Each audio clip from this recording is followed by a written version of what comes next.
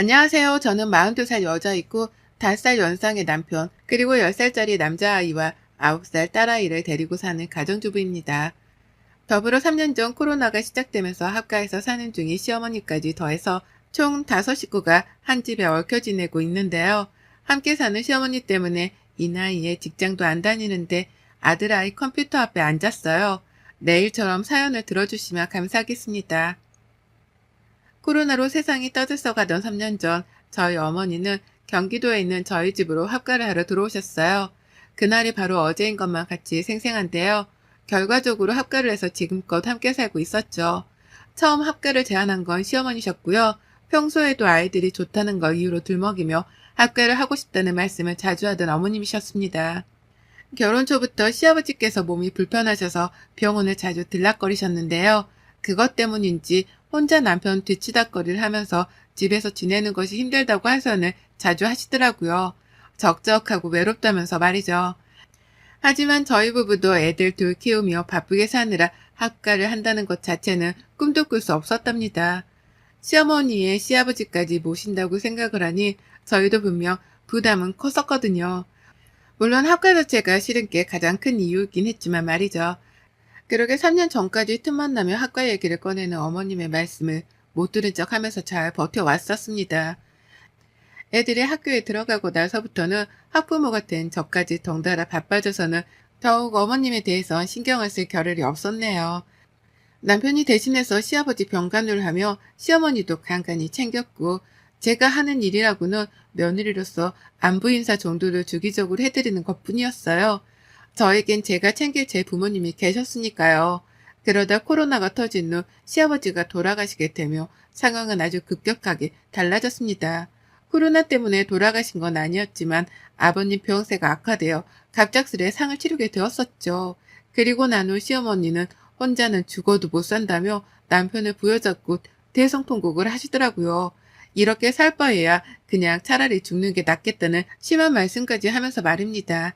그 후 남편은 시어머니에 대한 걱정의 정도가 달라진 건지 급하게 시댁을 처분하고 시어머니를 집으로 모셔왔어요. 그렇게까지 한 달이 채 걸리지 않았었죠. 저에게는 정말 황망한 때였답니다. 서른에 결혼해 남편과 오랜 시간을 함께 살아오면서 충분히 존중받고 사는 줄 알았는데 시어머니를 모시고 사는 문제를 한마디 논의조차 하지 않고 멋대로 결정을 했다고 생각하니 화도 치밀어 올랐었죠. 배우자에게서 받은 배신감도 이루 말할 수 없었고요. 하지만 별 수 없었습니다. 남편이 죽고 혼자가 된 시어머니의 마음을 채 헤아리기조차 힘들었는데 코로나가 터진 상황에서 저조차 세상 일이 어지러운데 무작정 어르신을 나가라며 쫓아낼 수도 없는 노릇이었으니까요. 여러 복합적인 상황들 때문에 제가 잠시 침묵을 하는 걸로 결론을 내렸고, 그렇게 어머님은 저희와 함께 한 집에서 사는 한 식구가 되었답니다. 그간의 어머님과 함께 살며 겪었던 우여곡절이 너무나도 많아서 이 한글에 담을 순 없지만요. 기가 막힐 정도로 이해하기 힘들었던 적들만 꼽아보자니 제 가슴이 다 철렁하네요. 어머님은 저희 집에 들어오셔서 한동안은 적응을 하는 건지 꽤나 조용하셨습니다. 마치 눈치를 보는 사람처럼 평상시에 좋아라는 손주, 손녀들한테도 말을 아끼셨고, 당신 아들이 집에 들어와도 눈인사 정도만 하시는 등 저희가 시어머니 눈치를 보게까지 만드셨답니다. 기분이 괜찮으신 건지, 어디 불편해서 저러시는 건지 등등 오만 가지 생각이 들게끔 하셨었죠. 남편도 괜히 제가 집에서 눈치를 먼저 주는 바람에 어머님이 편하게 지내지 못하시는 게 아니냐며 핀잔을 주기 시작했고, 그쯤 되니 저도 괜히 잘못을 한 것만 같더라고요. 시어머니가 정말 나 때문에 내 눈치를 본다고 말이 없는 건가 하고 말이죠. 그런 상황이 여러 번 반복이 되고 남편으로부터 의논차는 의심과 오해를 사게 되며 저도 더 신경을 쓰게 되었답니다. 시어머니께 말 한마디라도 더 걸어보고 어머님이 좋아라 하실 만한 간식거리라도 내어드리면서 최대한 집안에서 어머님과 사이좋게 지내보려고 애를 썼어요. 왜 눈치를 보는지는 모르겠지만 처음엔 말씀도 없고 웃음도 없으셨던 어머님께서도 제가 적극적으로 관계 개선을 해보려고 나서기 시작하면서부터는 서서히 말씀도 많아지셨고, 그때부터 애들과 웃는 등 평소다운 모습을 보이기 시작하셨답니다. 평소에는 정말 말이 많은 분이셨거든요. 아무튼 그렇게 집안에서 저의 적극적인 보살핌 아닌 보살핌을 받기 시작하신 어머님은 그때부터 달라지기 시작하셨습니다. 이제는 저희 집을 완전히 자신의 집이라고 생각을 하기 시작한 거죠. 그리고는 본성도 드러나더라고요. 처음에 눈치 보며 집안 동태를 살피신 것이었고 그 후에는 본격적인 집안 어른 행세를 하신 거죠. 위덜은 아니 가장 나이 많은 노인답게 말입니다. 가장 큰 문제는 아이들을 가르치는 교육 가치관이었어요. 부모인 저랑 남편이 괜찮다는데도 불구하고 시어머니가 애들 교육에 관여를 하려고 드시더라고요. 제가 애들 아침에 꼭 먹이면서 키웠고 다만 애들이 밥 먹는 걸 굉장히 부담스러워하고 또 첫째 아이 같은 경우에는 배탈이 자주 나는 편인지라 아침에는 최대한 간소하게 먹였습니다. 코로나로 등교를 못하고 원격 수업을 할 때에도 삶은 계란이나 고기를 얹힌 죽을 내어주면서 아침을 부담스러워하지 않게 하려고 노력했죠. 그런데 어머님은 그걸 가지고서 아침 밥상머리 교육을 잘 못 시키고 있다며 저를 혼내키시더라고요. 그러면서 애들한테는 자고로 밥은 팍팍 퍼먹어야 크는 건데 니들 엄마가 잘못하고 있구나 라고 하며 억지로 밥을 몇 숟가락씩 더 떠먹이곤 하셨답니다. 당연히 애들이 먹기를 거부했고 또 싫어했죠. 제대로 된 반찬도 나오지 않았는데 밥부터 퍼먹으라면서 밥그릇에 밥만 주니 어떤 애들이 그걸 좋아라 하며 먹겠냐고요. 하지만 어머님은 그걸 가지고서도 애들이 밥상머리 교육을 못 받아서 안 먹는 거라며 큰 소리를 내셨답니다. 저도 그렇고 애들도 그렇고 기분이 나쁠 수밖에 없는 취급이었죠. 또 다른 문제는 저하고 다른 어머님의 생활 습관이었는데요. 어머님이 글쎄 남의 물건에 손을 참 쉽게 대시더라고요. 꼭 도둑마냥 말입니다. 그간에 다 제 남편이랑 자식들이었기 때문에 누가 제 물건에 손을 대건 말건 상관이 없었습니다. 손을 댄다 하더라도 제 물건을 버리는 것도 아니었고 그냥 딸아이가 호기심에 엄마 화장품에 손을 대는 게 전부였는지라 문제가 될 것이 전혀 없었죠. 오히려 귀여운 아이의 행동이었고요. 그런데 시어머니가 집안에 들어오신 후로는 너무나 많이 신경이 쓰이기 시작했어요. 첫째로 어머님은 제 물건에 손만 대는 게 아니라 멋대로 버리는 행동까지 시전하셨답니다. 며느리는 딸도 아니고 엄연히 남이기에 며느리 물건에 손을 댈 때 허락이라도 받으면 좋으시란만 그런 애이 따위도 전혀 없으시고요. 그렇게 손을 대고 난 후 멋대로 필요 없는 물건일 것이라고 판단을 하고서는 그걸 그냥 버려버리시더라고요. 그렇게 버려진 제 옷이랑 화장솜, 팩트 쿠션, 그리고 매니큐어가 한 바가지였습니다. 애들이 마냥 어린 갓난아이도 아니고 저도 기분 전환 삼아 손톱에다가 살 색깔이나 투명 색깔의 매니큐어 정도는 생각날 때 한 번씩 바르는 편이었는데요.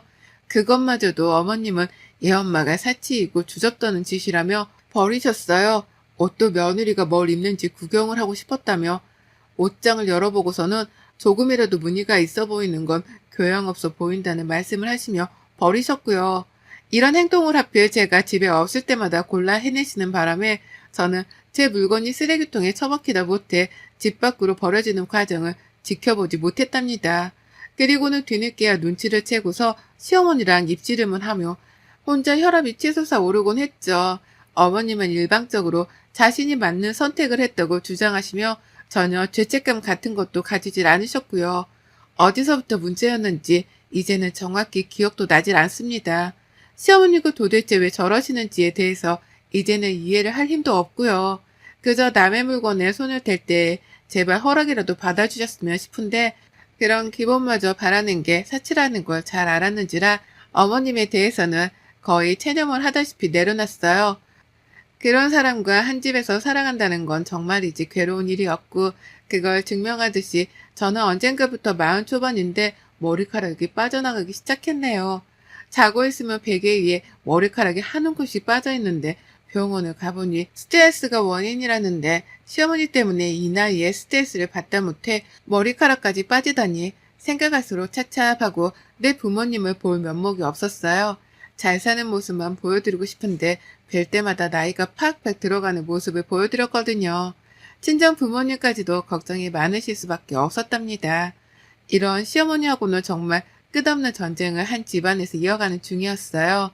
언제 끝날지 모르겠다며 저 스스로도 이 싸움의 끝을 감히 짐작조차 못하고 살고 있었는데요. 문제 덩어리인 시어머니가 큰 건 하나를 해내고야 마셨답니다.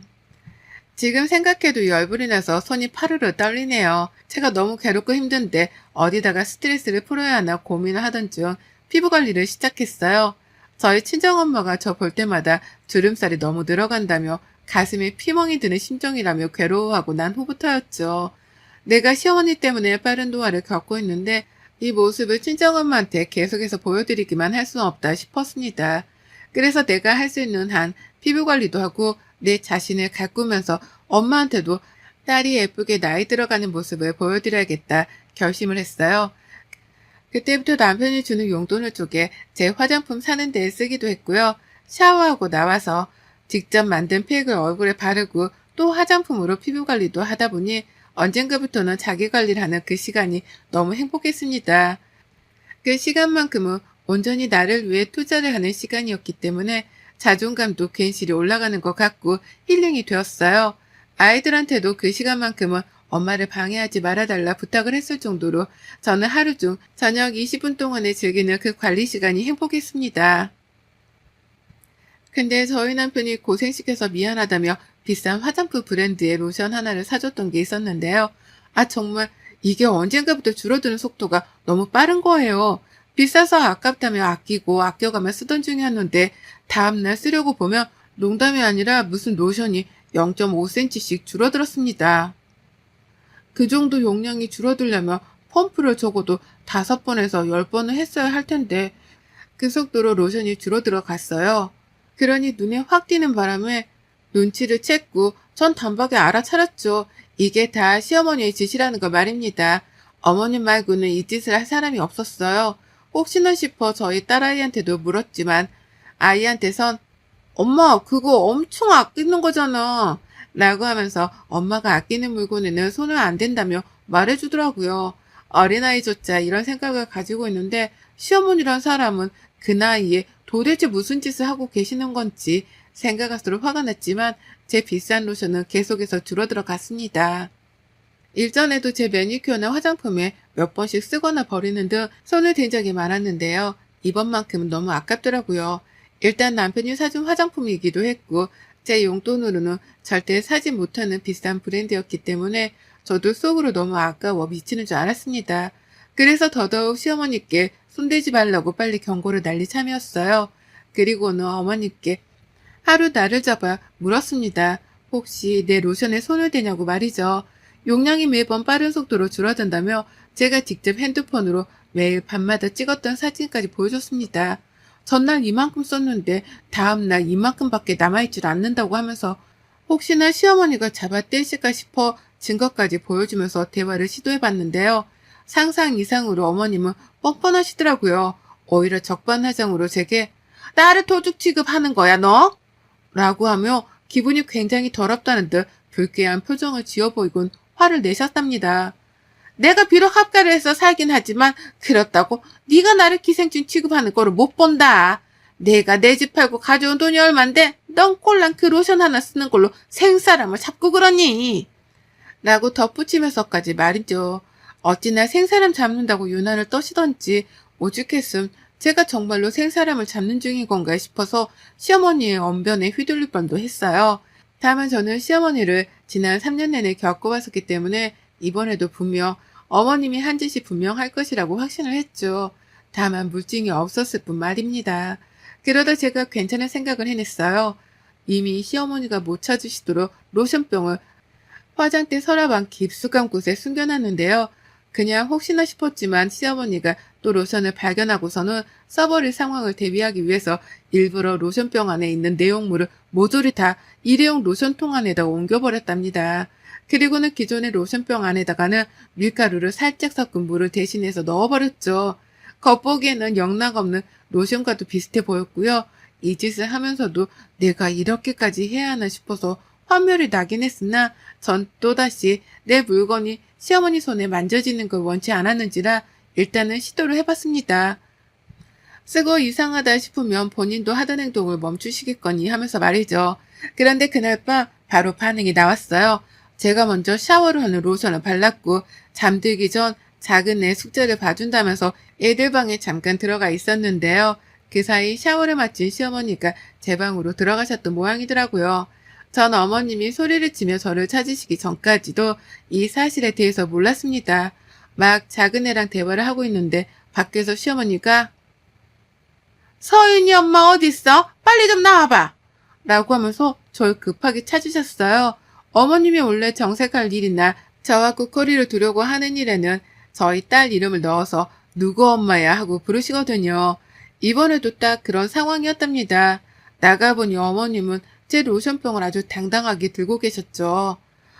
너 이거 뭐야? 이 안에 든 게 뭐야? 이거 왜 이래? 내가 이걸 팔랐는데 순간 얼굴이 굳어지면서 뭐가 힘을건 게 올라오는데 이거 뭐냐고 빨리 말 안 해? 라고 하면서 로션병 안에 든 내용물의 정체를 물으시더라고요. 제가 밀가루 섞어 놓은 물인데 그걸 귀신같이 알아내신 겁니다. 얼굴에 펴 바르자마자 냄새도 이상하고 물이 마르면서 밀가루가 얼굴 위에 쌓이며 껍질 같은 게 생겨서는 껄끄러워졌다는 이유로 눈치를 까신 거였죠. 그리고 저는 그때다 싶어 아주 당당하게 물었어요. 뻔뻔한 시어머니께 당당하게 받아친 거죠. 왜 제 물건에 손대세요? 그거 제 로션인데 그걸 왜 바르세요? 남의 허락도 없이?